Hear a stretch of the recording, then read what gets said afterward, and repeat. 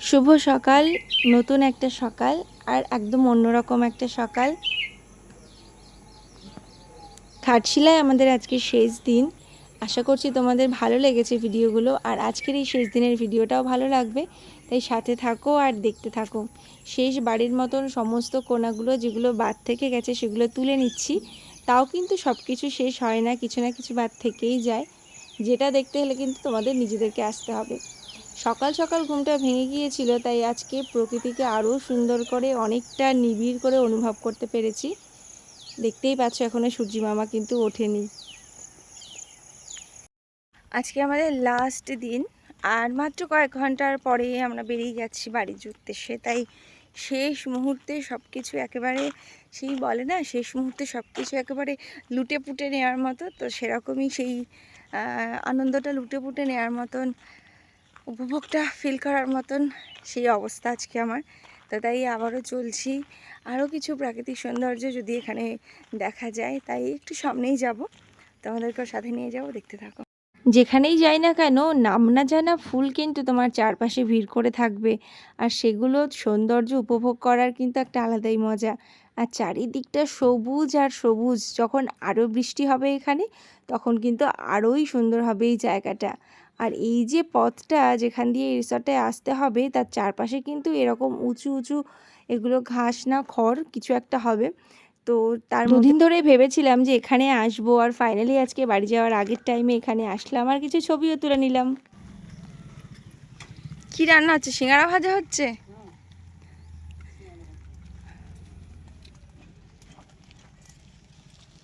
এই টাইমে সিঙ্গারা খায় এখানে সবাই? এই দুপুরবেলায় সিঙ্গারা খায় এখানে সবাই? তাই তো কাছে এসেও আর এগোতে সাহস হচ্ছে না, কারণ এই যে ঘন একেবারে খড়, এর মধ্যে দিয়ে পার করে যাওয়া অসম্ভব। ভাবছিলাম শেষ দিনে এসে হয়তো আমি সাকসেস হব, কিন্তু না, আর সাহসে কুলাচ্ছে না। সো আমি এখান থেকেই ব্যাক করছি।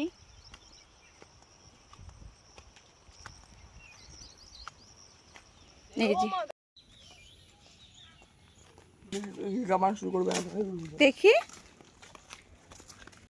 তো আজকে আমাদের সকালবেলা ছিল লুচি আর একটা তরকারি, সাথে চা, মিষ্টি, আর আমি নিয়েছিলাম কিন্তু এখানে আলুর পরোটা।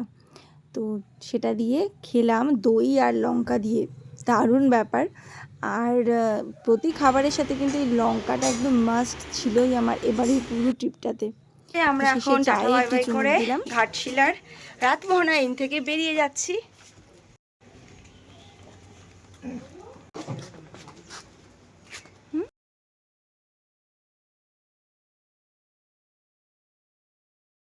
এবারে কিন্তু দারুণ একটা অভিজ্ঞতা নিয়ে ফিরে যাচ্ছি, কারণ এরকম একটু ভেতরের দিকে একদম ফাঁকা জায়গায় রিসর্টে থাকা, এটার একটা আলাদাই অনুভূতি। আর আসার সময় তো এই পাহাড়গুলো দেখে একটা আলাদাই আনন্দ ছিল, এখন ফেরার সময় মন খারাপ। তাও রাস্তায় চলতে চলতে এত সুন্দর পথ যদি হয়, তাহলে মনটা নিশ্চয়ই ভালো হয়ে যাবে। তো এটা ছিল লোথাশুলি জঙ্গল। তো সেখানে একটু নেমে ছবি তোলা, ভীষণ সুন্দর একটা জায়গা। সেখানে তো ছবি একটু তুলতেই হবে। আর যেখানে নেমেছিলাম সেখানে ছিল একটা মা তারার মন্দির, তারপর এখানে ছিল মহাদেব। তো মহাদেবকে প্রণাম করে আমরা আবারও শুরু করলাম আমাদের যাত্রা। আর তারপর কিন্তু আমরা দুপুরবেলায় খাওয়া দাওয়া করতে নেমেছিলাম, যেখানে আমরা ব্রেকফাস্ট করেছিলাম কোলাঘাটে, সেখানেই।